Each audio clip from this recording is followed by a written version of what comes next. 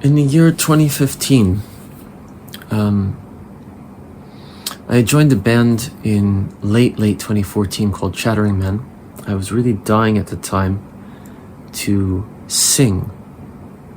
And as circumstances would have it, I met a guitarist who was introduced to me by another guitar friend, acquaintance.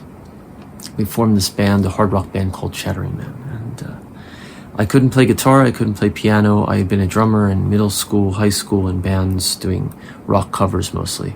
Led Zeppelin and The Police and stuff like this. And then even King Crimson, prog rock stuff. But I was dying to sing, and I was in a place and at a stage in my life where I was ready to do music again. I hadn't done for many years. I had studied twice in graduate school for literature, themed things, Japanese literature, and creative writing. And when I sat down for my interview with the guitar player, and he had been a pro guitarist in the 80s in LA, the LA hard rock scene, American guy, expat, he said to me, "Do you think you could write songs?" And I said, first I got nervous for a second. I'd never written a song in my life before.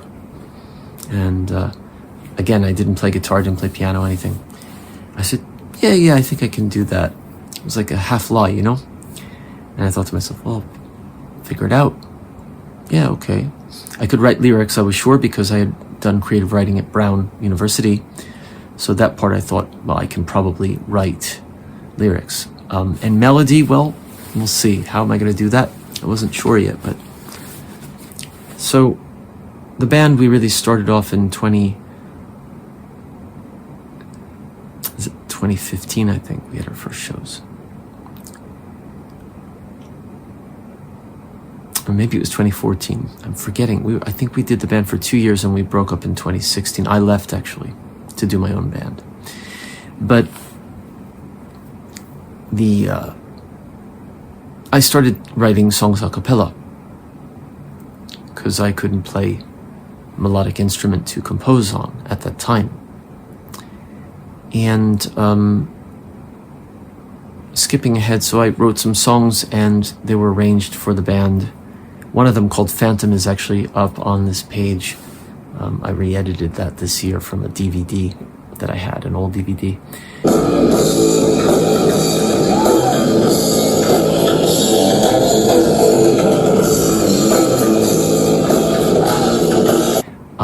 But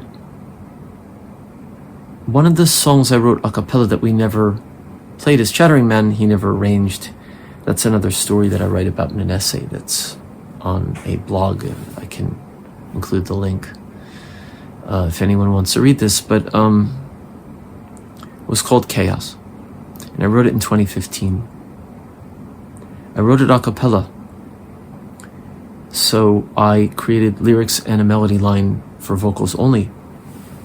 So, this wind around me, swirling about me, it never dies, never desists, and it goes like this. This chaos is driving me mad. Chaos is driving me insane. Actually, the key I'm changing a bit now, probably, but it's late, and I don't have my instrument, but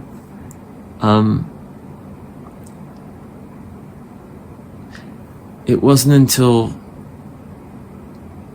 I think it was late 2016 or early 2017. It was late 2016, early 2017 that I put a melody guitar part to it, because I started learning guitar in 2015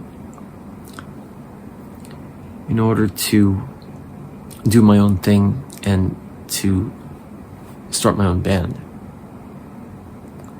because for various reasons that my songs weren't being arranged anymore and we weren't doing new material anymore, and I got tired of waiting. So I learned arpeggios at the end of 2016 from another guy that I worked with after the breakup of my own band, and that's another story. But after I learned arpeggios, the very first song I wrote with arpeggios was a song called One Touch, and it was a love ballad. one time, one kiss, one night, such bliss.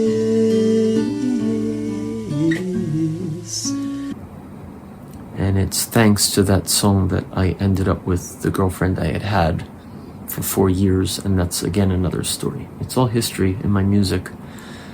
Music seems to connect with every important aspect of my life in some way, it seems. Of course, prior to 2013, 2014, when I was studying, that's a different story, but from 2014, 15 onward especially, music plays a huge role. I want to talk about chaos. I want to talk about not only the song, but the meaning of the song, the concept, and how it has followed me so closely, and how it still speaks to not only to me, but to the situation around me and us in the world, I think. And to kind of broaden the topic out from there. So just moving through the music into wider topics. So chaos. I put arpeggios, guitar arpeggios, to after I wrote One Touch, which was a song in 3/4. And that became the first version of Chaos. But I was also then experimenting with electronic music by that time, just a little bit, just getting started in GarageBand before I had my first keyboard. So I put some electronic atmospherics and drum kind of beats a little bit. Very, very demo sounding. If I listen to it now, it's a mess, I think. But you know, it's a kind of, the concept was there, and you can kind of hear what I was going for. But it had the acoustic arrangement backing it. I could play it just acoustic with voice, and I eventually did begin to play that way. But the recording had some electronic beats and atmospheres.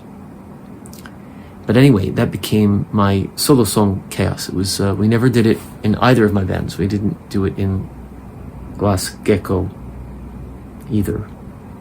And it wasn't until after the band broke up that I think, yeah, that's right, that I put guitar to it. And I actually learned arpeggios after the breakup of Glass Gecko, my band. So it was the end of 2016 or the beginning of 2017 by the time I did that. So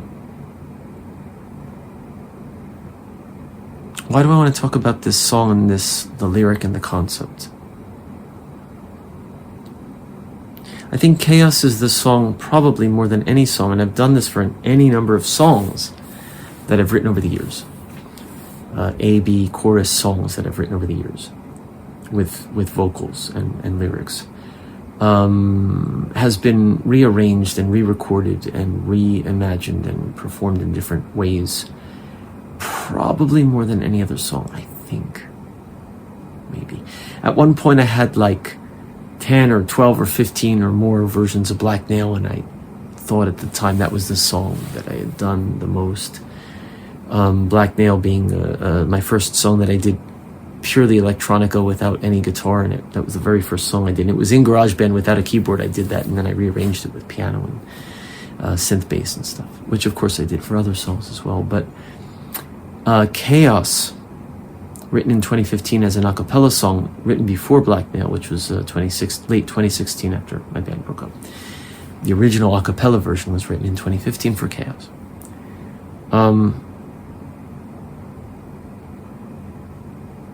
I actually put it on one of my early albums, solo albums, I put in quotes, which was electronic composed without keyboards in GarageBand. It had Chaos on it. Then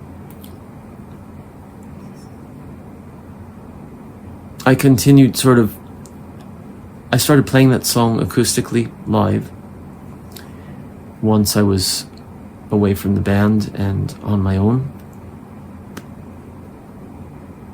I think I just did it acoustically for a while. I may have tried to put some drum machine thing or something because I was doing that at one point, but basically it was an acoustic only song for me when I performed it live. And then after getting Logic, after getting my keyboard, I started doing other versions of it. And by 2018, I remember clearly I had multiple sort of different versions. Some were at different tempos. Actually, in 2017, I did a version in Logic. I got Logic in 2017. I got my first keyboard, which is a mini USB Korg mini keyboard, in 2017. So I had already been doing versions, mixes. The so-called producer guy that produced me for 3 weeks actually did his mix of my version as well. I remember this. It was on our little EP that he released, the only thing that he released on his label, before I got out of that so-called contract and really became independent after that. It's one of the reasons I don't like considering commercial aspects of music or making money from music, because it gets ugly, and I don't like that.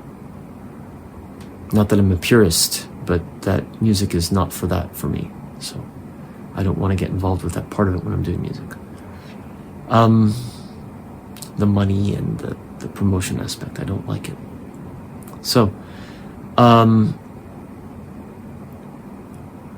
at the end of 2018, a friend of mine, at the time we were friends, acquaintances you could say, he wanted to do a music video for me, gratis, for free. I had it to that point only one other music video for Black Nail, and that was filmed by my friend and bassist at the time, Joe Shotaro. Joe is his nickname, Japanese guy. We did Black Nail together, and he basically filmed that on an iPhone and edited it and did a great job with it. I love that video to this day. I used myself, now that I edit video, I used parts of that to make last year's This Dark Shroud version, for example. Parts of the video that he had filmed and originally edited, I re-edited it. Mitsu was his nickname, Mitsuhiro Nagano. He actually did video and does, I assume. I've been out of touch. We haven't been in touch at all. Even when I was still in Fukuoka, I lost touch with him after, but you know, that happens with people sometimes. I don't know what he's up to, but he's a pro video guy. I mean, he does commercial video and commercials, and mostly, I think, not music videos. He edits together like commercials for TV, for products, for things. But he wanted to do a music video, and that was like, for him, a hobby would be more fun for him than doing the work part. And so he said, you know, you're my friend, I like your song, I want to do Chaos. Because we met actually at one of my shows, which was acoustic, and I performed that, and that song caught his attention. And after we started getting to know each other and hanging out a bit, he came to, I think, another show after that, and we started sort of, you know, having some sort of friendship relationship, and I went to his art display. He made also like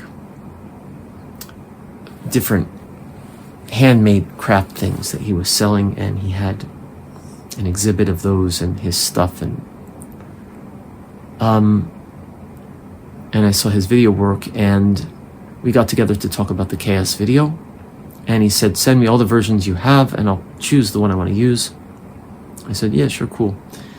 So he ended up choosing a version that he thought sounded the most commercial, had commercial potential, because he thought in those terms. I didn't, but what's going to get the most hits, you know, kind of thing. Hits meaning views or listens on YouTube, whatever. So we filmed the video outdoors in what was then my neighborhood. It was a very cold, freezing cold winter night. My hand was injured. I had this huge gash on my hand and pain in my hand and arm because I had too much to drink a couple of 2-3 nights before. That was a time in Fukuoka when I was drinking all the time. I was out late at night doing stupid things to myself. And I had fallen into the middle of the road. Really stupid. It was the middle, you know, it was like 3-4 a.m., 5 a.m. something. I don't remember what time like it is now. It's past 4 a.m. But I'm not drinking at all. But and I was in pain, when we filmed it, I remember it was freezing cold, bitter cold, windy. If you see the video, my hair is blowing in my face and stuff. That's real. Wind around me, swirling about me, never slows, never desists. And he was cold, and he was using a camera with a light attached, and we were in a parking lot in my neighborhood in Fukuoka, Kiyokawa. And he asked me at one point to, first I was just lip syncing, that was okay, and kind of moving, you know. And at one point he wanted me to gnash around like chaos, you know, for the middle section. So I did, and I did it quite intensely because that's how I am. When I do something, I do it full force, you know. That was the other thing. It wasn't just my arm. I remember now, my ribs hurt too because I'd fallen gagong. And I remember I was thrashing around. I was out of breath. It was freezing cold, and my ribs and my arm and everything was hurting so much as I was doing this. And I did it as long as I could, 1 or 2 minutes straight, just thrashing the hell around. And he was going to, of course, edit that later, which he did. And after I stopped, I thought I was going to pass out and die. I was in so much pain, and I was freezing and all that stuff. I was wheezing from asthma a little bit because of the cold. I have asthma condition slightly now. I did when I was a kid. And after I, took a break, he's like, I want you to do that again for another minute and a half, as much as you can do. And I said, that's it, man. I can't do it. I'm going to die. So he was like, okay, I'll use what we have.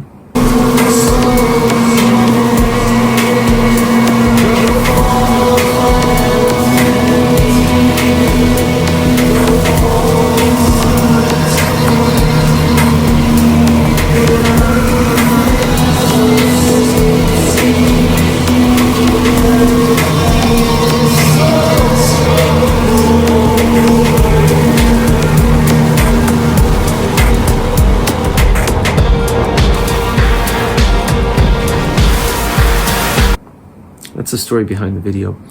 And he edited it, and late that year he presented it via mail. Merry Christmas, Mr. Lowe. Like Merry Christmas, Mr. Lawrence, the film with David Bowie and Sakamoto Ryuichi.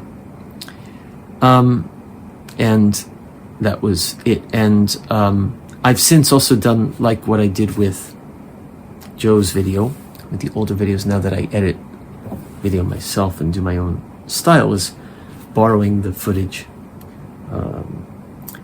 for last year's, this year's. Actually, I kind of redid this year for World is an Illusion version of Chaos. Actually, sorry, it was last year, 2023. But this year I put it on the This Dark Shroud collection, so that's why I'm thinking that.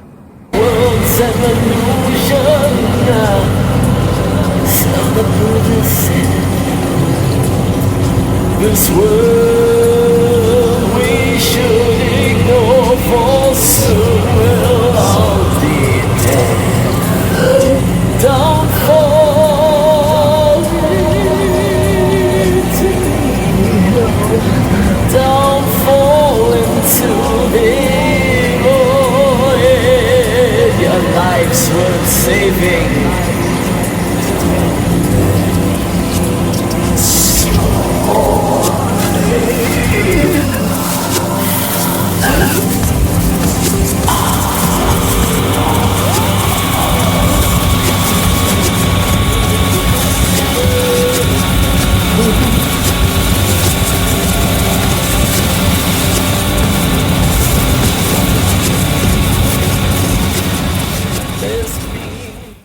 Re-edited it slightly with the This Dark Shroud mix of it.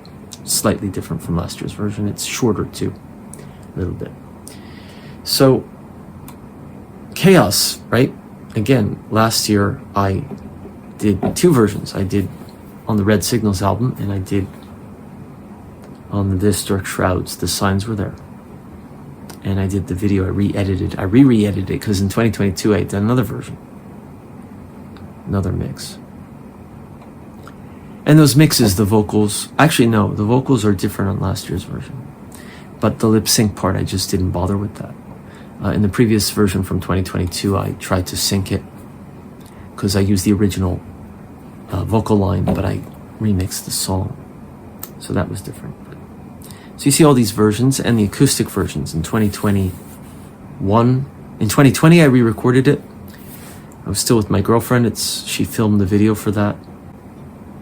During the beginning of the COVID pandemic, we were out in the park. And I went home after she had filmed me playing it live in the park, and then I did a studio version, and then I ended up syncing and making a video from that.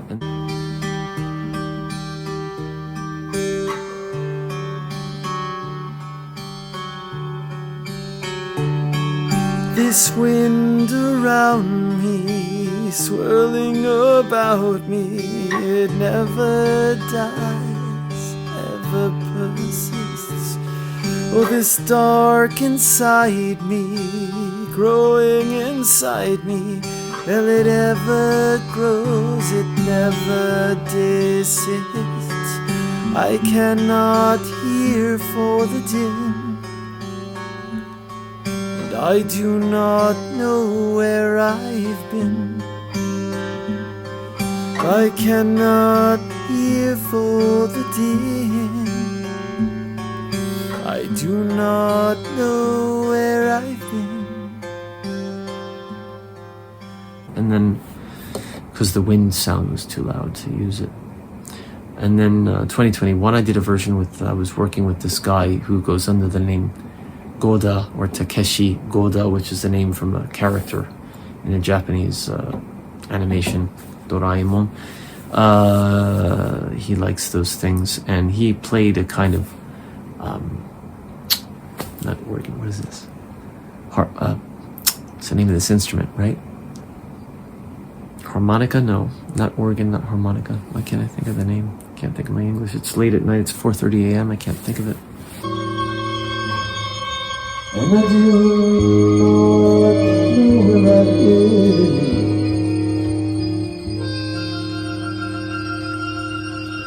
I cannot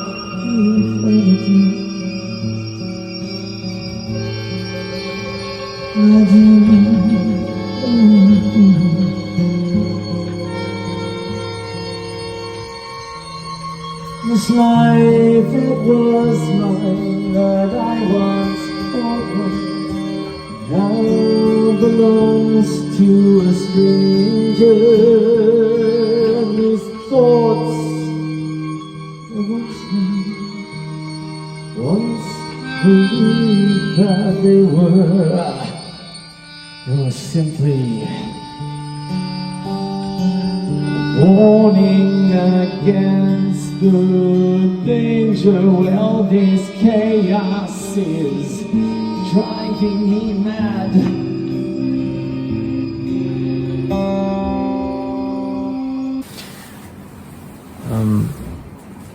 And some flute, and it was totally abstract, and he thought I was going to make an ambient piece from it, and I had just re-recorded acoustically Chaos in Logic for that year. So I put his as backing, abstract backing, that version. Then again in 2022, I did versions. I did live versions, like out in the park. I recorded it.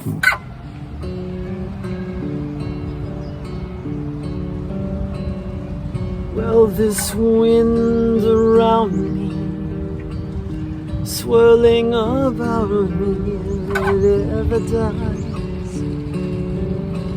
ever persists.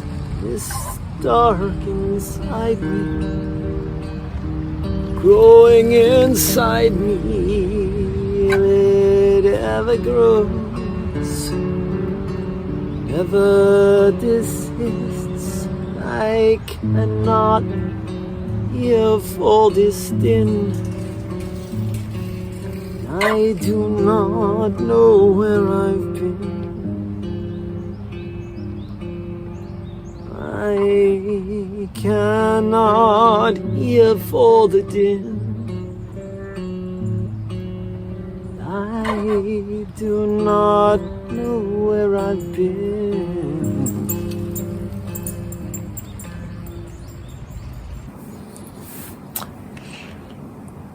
I also did a studio version in 2022. And then last year I did a new electronic version for This Dark Shroud and for Red Signals. And my most recent live show, I opened with World is an Illusion, in parentheses, chaos, because the new version from This Dark Shroud opens with World is an Illusion, and it becomes a thematic thing.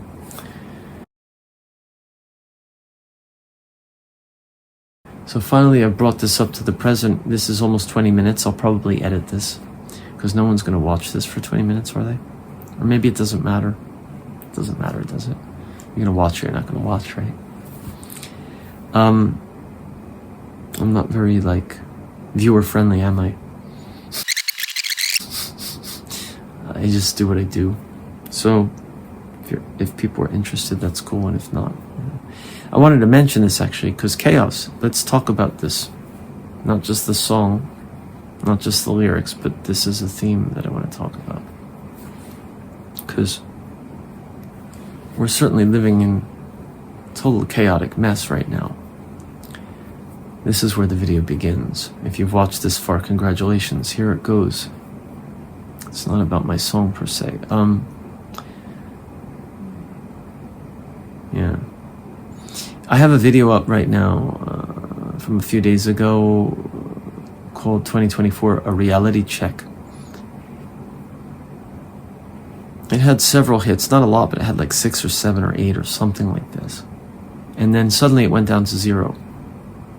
But there was one like that someone gave it. Suddenly it's at 0, then it was at 1 or 2. So what happened there? Did YouTube reset it, or what happened? Chaos. This video too, perhaps, I don't know. Does it matter? No. World's an illusion. World's an illusion. World is an illusion. That's the part I've emphasized in the recent version, and that just came out of me when I was re-recording the vocal for it. For This Dark Shroud, I took that piece and moved it at the front, but when I was recording it for the original last year's version that ended up on Red Signals as well, that was just, the end of it is different, what I sang for that. The spoken word, World's an Illusion, that's part of the lyric from that bridge part where I was thrashing around in the video for that part. But it had never been sort of emphasized that way by me. Chaos. Thinking of David Bowie, wearing his shirt. Where are we now? I taught my final David Bowie courses maybe ever today. I'm going to get back to chaos. Bowie talks a lot about fragmentation, or spoke about fragmentation in his career during certain interviews. There's one in particular that I really go back to often from 2002, around the time he had done Heathen. And he talks about fragmentation and chaos, although he doesn't use that word, interestingly, but that's what he's talking about. And so he says one of my themes is and has always been the fragmentation of society. That we lost the plot when we threw out the baby with the bathwater. Again, it's not his term. When we got rid of, sort of our religious institutions. Nietzsche talks about God is dead in the gay science. And Bowie talks about the 19th century, the Enlightenment, and science coming in to replace God and the church in people's lives. And that there was no substitute for that God. So then he says, we are now the gods, and what do? We create the bomb, and we are all suffering our freedom and our lack of spirituality and connection to the source of our being. Basically, he doesn't say it that way. He's not making it into a new age thing, and I don't want to either. But actually, that's kind of what he's saying, I think. That's my interpretation of it. So what are you left with? You're left with fragmentation. You're left with chaos. You're left with the bomb. You're left with the void and an empty life where you have all the comforts that you could ever want, you have all the conveniences that you could ever want, and you have no core to your being. You have no spiritual life. You stare at a smartphone all day and you think that's reality. You watch the news and you think that they're telling you the truth, or you're skeptical, but you just get angry about it and go out and drink and yell at people, or yell at your wife or your kid, or I don't know. If you don't yell at your people, which is a good thing, then maybe you're just depressed, or like I say, you rely on alcohol or something else, or I don't know what. Or music, which I think is more healthy. For me, it's been music. I'm not saying I'm above any of this stuff. I'm not saying I didn't act like a jerk in my past when I had relationships, or I did. I'm part of the society. I'm part of the chaos. We're all part of it. And we're all in this illusory world, whether we like it or not, whether we admit it or not, to ourselves or to anyone else. So, I'm going to keep coming back to chaos. So this song I wrote in 2015 is an a cappella song, and I've rearranged so many times. It's not only because I enjoy playing it on the guitar with the arpeggios. The electronic versions are kind of an alternate take on it. Someone recently watched a video, a musician acquaintance of mine, friend of mine, collaborator, one-time collaborator so far. And he said, it was the opening of the This Dark Shroud show, which I just put on my page earlier this week. It was Monday's show, Monday night. And I opened with the new version of Chaos with the video. And he said, he was talking about the video. He said, I watched the video, it opens really industrial, and then it, goes in different directions. It was cool. Industrial, right? So that version is kind of hard. Don't let it be.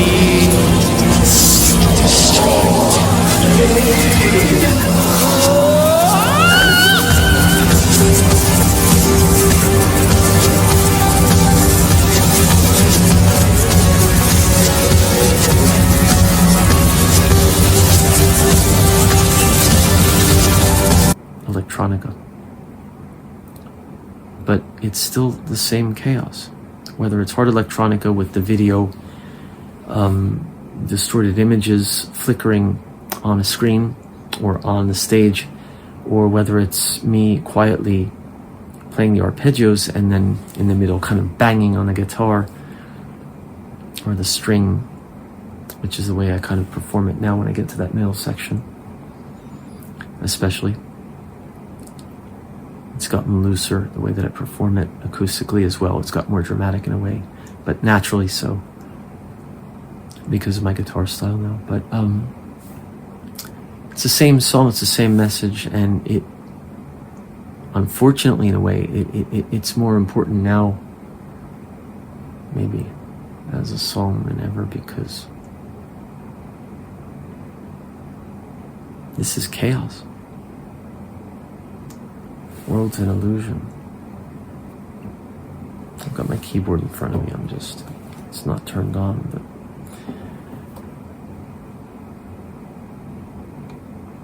music for me is both a way to organize my life, and it's controlled chaos.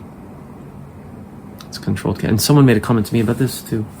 Said my music for her it's a person I've never met in person, but a friend of a friend in Fukuoka, who messaged me to say my recent music, or my music, seems to be somewhere between, organization or, melody and whatever, and chaos. And that's the improv part too, and that's the noise part, and that's the dissonance, and the wawon, tawon in Japanese, like the dissonant notes, it's like. So my music is chaos. It's organized chaos now. Maybe the world, maybe there's an organization to all this. Maybe the whole war plan is a plan. Maybe it's all going according to plan. Maybe we're all, as Shakespeare said, really literally in a way, not just the metaphor, that we're all just players on a stage and we're playing our roles and we just don't know it, most of us. We're blindly playing them.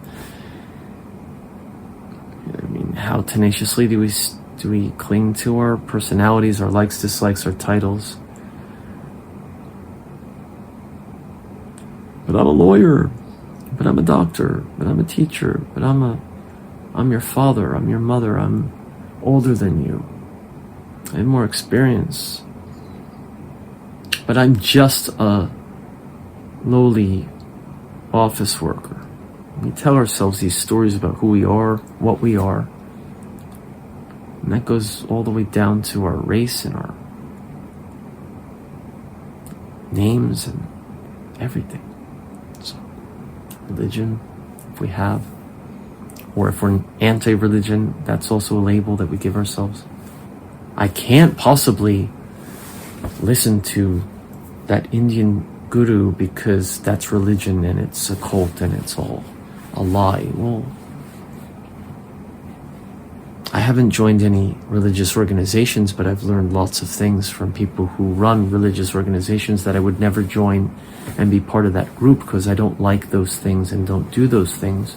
And that's my limit, my personal thing that I'm not willing to do, but that doesn't mean that I haven't learned or gained great tools to sharpen my own mind, open it and free it up a bit and gain new perceptions and perspectives on things, right? So you want to be an open vessel or a closed vessel. We need chaos too.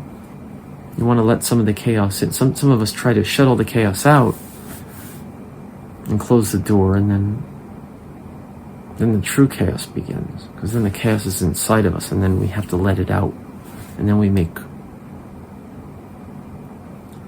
the messes we're making in this world. I don't want to say we're fucked. I don't want to say there's no hope. But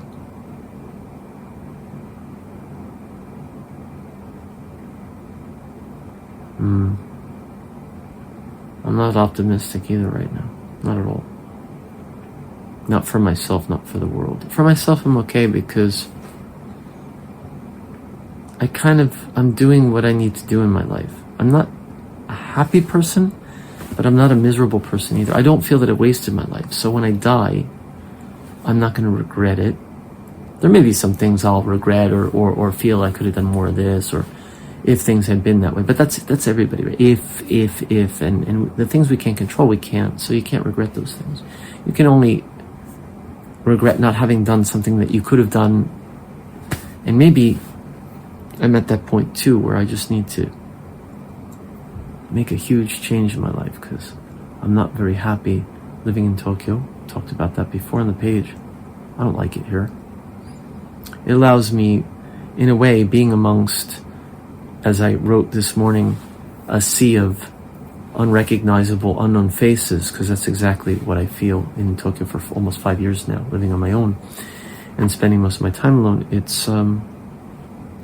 It allows me to feel I can do whatever the fuck I want to do, in a sense, because I'm not trying to be a part of any of these cliques that are around me that I see that I don't like. I hate cliques. But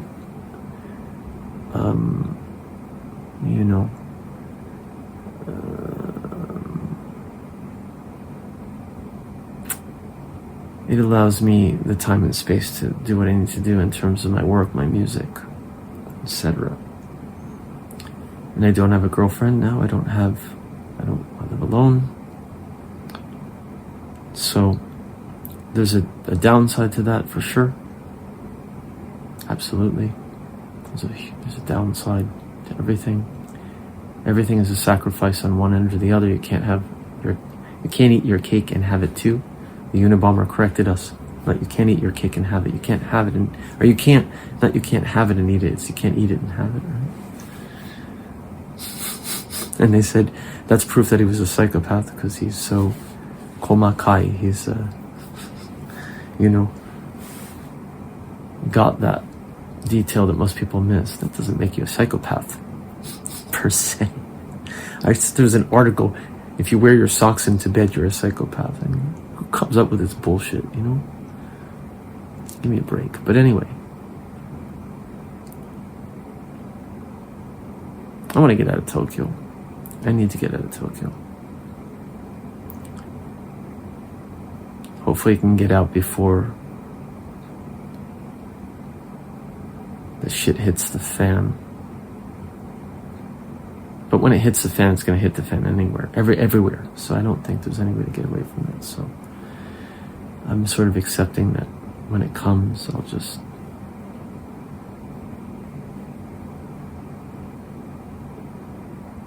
be ready for it when it comes. I can't control it. So I'm going to sleep. I'm going to try to sleep.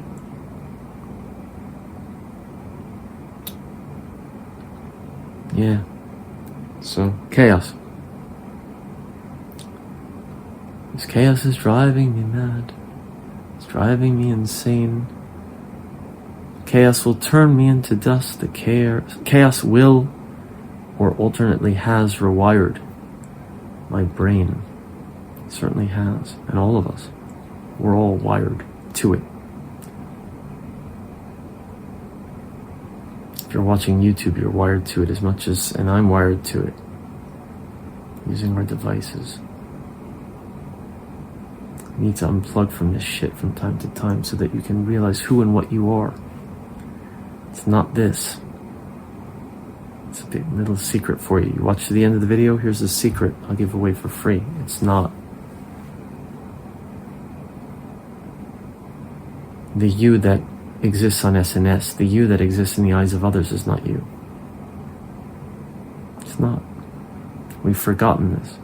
That's why we're doing all this fucking shit to each other. I'm not just talking about politics and the bigger problems of war, but the societal problems and the individual depression and addiction and everything. It's because we don't spend enough time with ourselves, figuring ourselves out. I'm not saying you should do what I do and be alone all the fucking time and be a loner, but you might need a little more time with yourself to figure out who you are in the end. So you can detach when you want to or need to from the chaos around you and not believe that it's an essential part of you or you're an essential part of it or you have to buy into the lie. You don't. Who's making you? And what if someone tells you to do or else and they threaten you with what?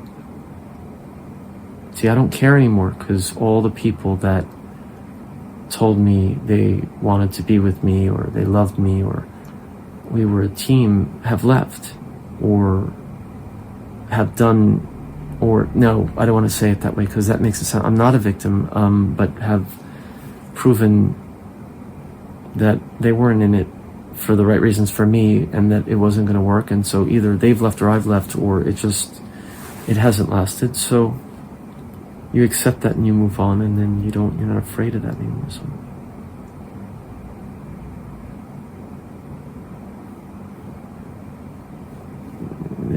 nobody can threaten you with anything. I mean, they can threaten you with violence and they can, sticks and stones will break my bones, right? Yeah, but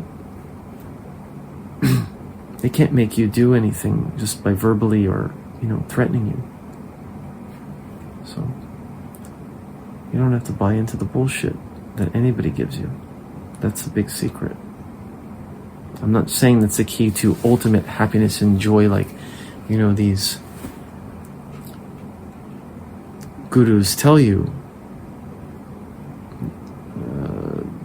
You can be blissed out all the time. I don't really buy into that, actually. Maybe. For them, maybe it's true. I don't think that's a lie. Maybe possible for some small fraction of the population to find that within themselves. And that's great, but you may not be blissed out all the time, but you may be able to break your addictions and be, as Buddha said, a lamp, or I translate it as a light unto yourself.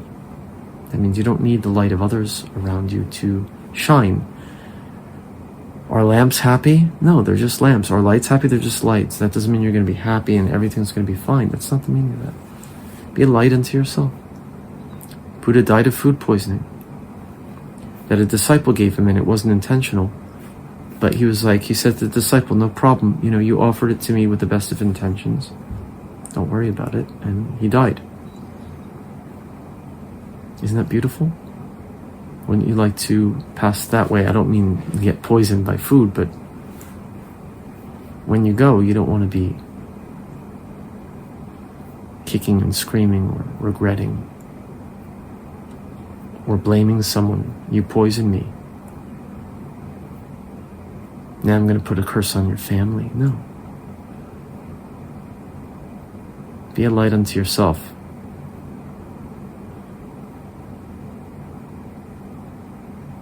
And figure it out for yourself.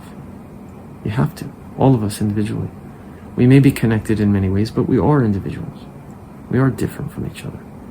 But that doesn't mean we have the right to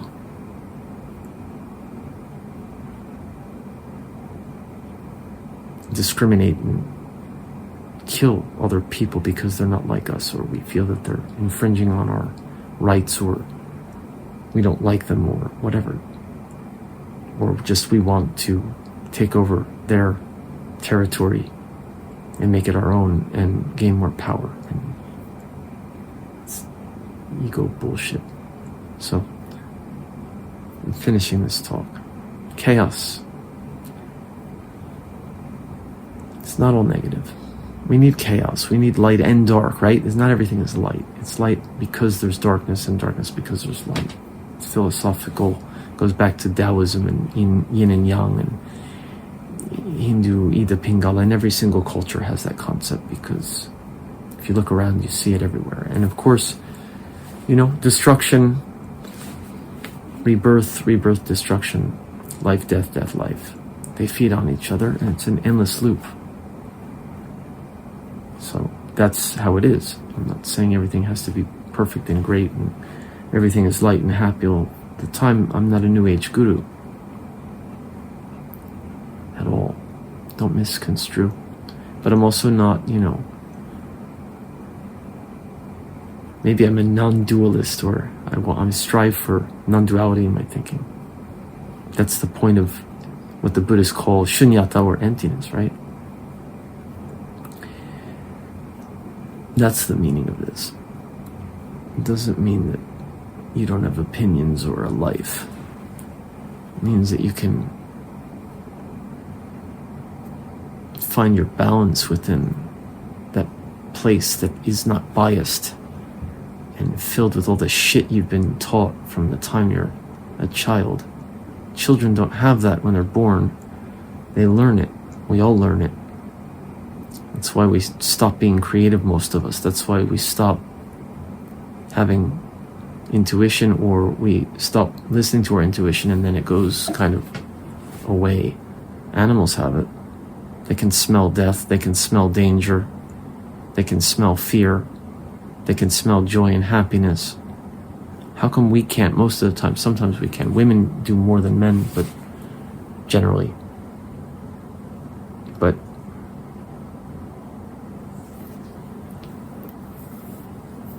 yeah. Good night.